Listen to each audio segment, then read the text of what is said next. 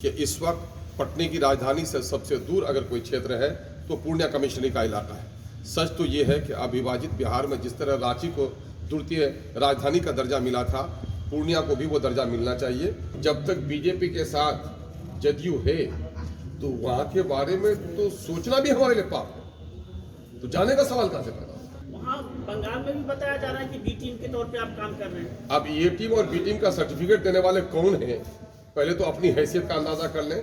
ये शब्द किन के हैं, किसने कहा बी टीम? ये आपका शब्द है या किसी का लगाया हुआ शब्द है?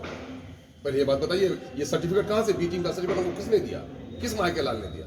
आज के हम लोगों के प्रेस का असल मुद्दा ये है कि MIM ने शुरू दिन से सीमांचल के साथ हो रही नाइंसाफियों की लड़ाई का आगाज़ किया है। और हम लोग अभी पिछले दिनों में 28 तारीख को माननीय मुख्यमंत्री से मिले हैं।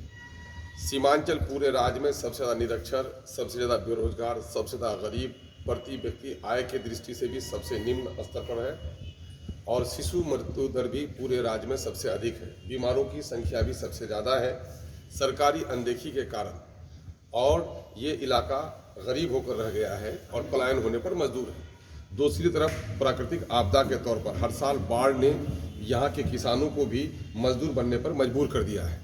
विगत 3-4 वर्षों से आई भीषण बाढ़ के नतीजे में जो लोग विस्थापित हुए हैं और कटावग्रस्त परिवारों को सरकारी तौर पर कोई मुआवजा नहीं दिया गया है और जो कटाव रोधक कार्य भी नहीं कराए गए हैं। घनी नदियों पर पुल का निर्माण भी नहीं हो सका है।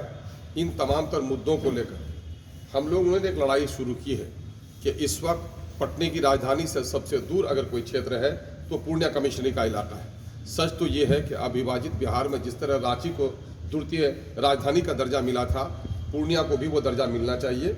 यहाँ एम्स का ब्रांच होना चाहिए। अलीगढ़ की साख के काम में तेजी बढ़ानी चाहिए।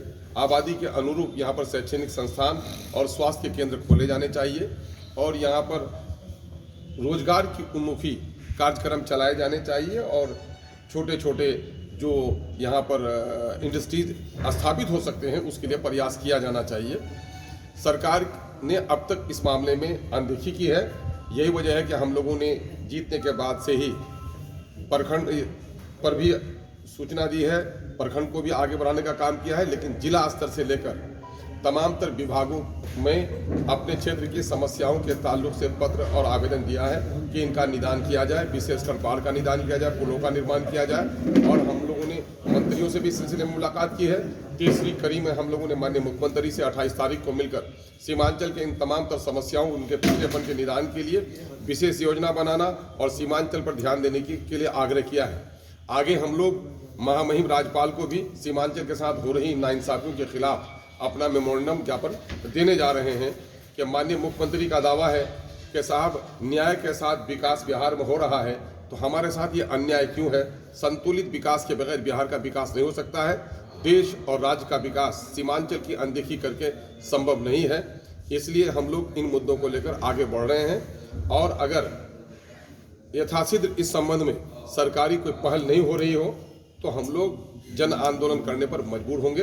हम लोगों की मुख्य मांग ये है कि यहाँ पर बाढ़ का निदान हो, सीमांचल डेवलपमेंट काउंसिल तश्कील दिया जाए, यहाँ पर एम्स का ब्रांच स्थापित किया जाए, हाई कोर्ट का बेंच यहाँ पर स्थापित किया जाए, सरकारी तमाम तर मुख्य विभागों के क्षेत्रीय ऑफिस यहाँ पर खोले जाएँ और सीमांचल जो इस वक्त गरीब और निरक्षर हो गया है उसके उत्थान पर विशेष तवज्जो दी जाए। ये मुख्य मांगे हैं जिनको लेकर हम लोग अपनी लड़ाई का आगाज़ किए हैं। इसी संबंध में पिछले दिनों में माननीय मुख्यमंत्री जी से हम लोगों ने मुलाकात की है और आगे हम लोग इस सिलसिले में बढ़ना चाहेंगे। राजनीतिक कयास लगाने की अपने अपने को आज़ादी है। हम किसी के कयास पर पाबंदी, किसी के सोचने पर पहरा तो नहीं लगा सकते। आप विपक्ष में हैं, लेकिन राजद के जो शीर्ष नेता हैं उनसे मुलाकात नहीं हुई अभी तक, लेकिन जो है किसने कहा कोई ऐसी तस्वीर सोशल मीडिया पे नहीं आई है। जब मुख्यमंत्री से मिलते हैं तो सोशल मीडिया पर ये तस्वीर आपके द्वारा और आपके विधायकों के द्वारा भी शाया किया जाता है, इसलिए ये सवाल उठता है। इसलिए जानना चाहेंगे कि आप कौन से गुट में हैं? देखिए, सवाल ये पैदा हो रहा है कि मैं विपक्ष के साथ कितनी मजबूती के साथ खड़ा हूँ।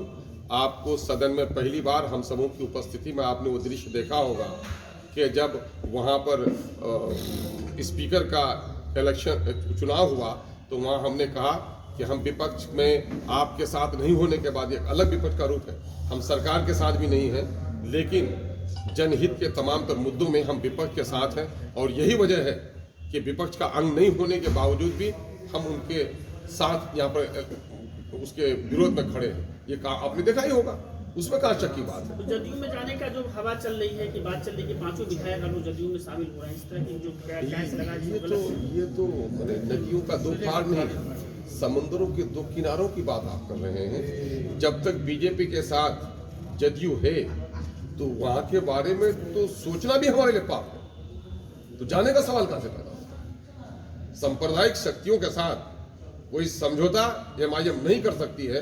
देश के हित में और संविधान के हित में यह है कि सांप्रदायिक शक्तियों को कमजोर किया जाए, सांप्रदायिक शक्तियों को गति से उतारने का प्रयास किया जाए। हम उसके लिए काम कर रहे हैं, वहां पर कहां सवाल पैदा होगा। वहाँ बंगाल में भी बताया जा रहा है कि बी टीम के तौर पे आप काम कर रहे हैं। अब ए टीम और बी टीम का सर्टिफिकेट देने वाले कौन हैं, पहले तो अपनी हैसियत का अंदाजा कर लें। ये शब्द किन के हैं, किसने कहा बी टीम? ये आपका शब्द है या किसी का लगाया हुआ शब्द है? पहले ये बात बताइए, ये सर्टिफिकेट कहां से, बी टीम का सर्टिफिकेट हमको किसने दिया, किस मायके लाल ने दिया?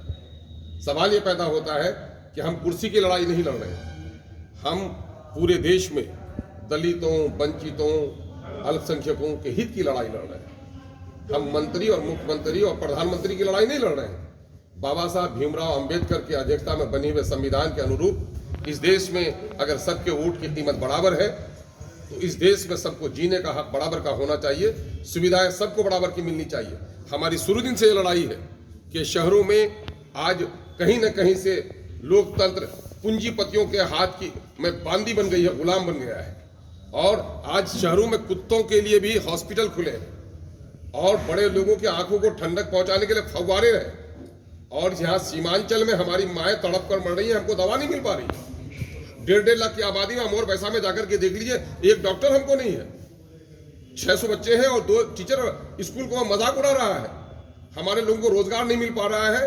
दिल्ली, पंजाब, मीरठ, बलियाना, मद्रास जाकर के लोग पलायन करके अपना 2 वक्त की रोटी कमा रहे हैं।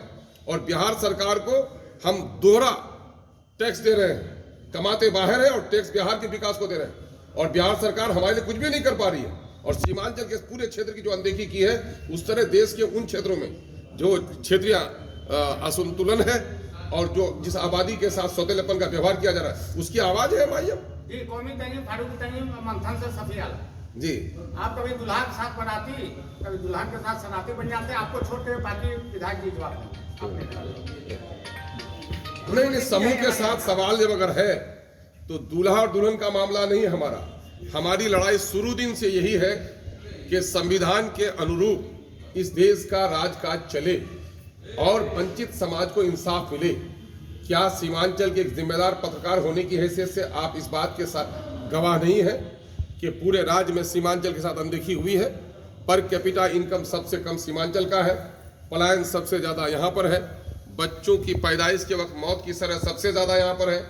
और आज जो पूर्णिया में जो भीड़ लगी हुई है वो बीमारों का एक केंद्र बिंदु बना हुआ है यहाँ पर। तो आप नहीं देख रहे इन अनदेखी के खिलाफ। एम्स का ब्रांच दरभंगा में खुलेगा, एम्स का ब्रांच भागलपुर में खुलेगा, एम्स का ब्रांच आ जाएगा तो पटने में खुलेगा। पटना में पीएमसीएच, एनएमसीएच, आईजीएमएस और एम्स का भी ब्रांच आएगा। और सीमांचल में कुछ भी नहीं आएगा। सच्ची बात तो हमारी लड़ाई इस बात की है कि बिहार की जनसंख्या का 10वां हिस्सा सीमांचल है। बजट का 10वां हिस्सा हमको मिलना चाहिए और जो पिछले दिनों में हमारी हकमारी हुई है उसके क्षतिपूर्ति के लिए विशेष पैकेज हमको दिया जाए। और उसके लिए जरूरी है कि सीमांचल विकास खंड जो संविधान के धारा 371 के अनुसार है उसको गठित किया जाए। हमारी लड़ाई है। टैक्स उनके पास है, हमारा राशि उनके पास है, तो मिलेंगे किनसे? वो हमारा वैचारिक विरोध हो सकता है लेकिन बजट का इख्तियार उनको है, तो हम मिलेंगे किनसे? हम कोई भीख मांगने थोड़े जा रहे हैं, हम अपने हक की लड़ाई लड़ रहे हैं।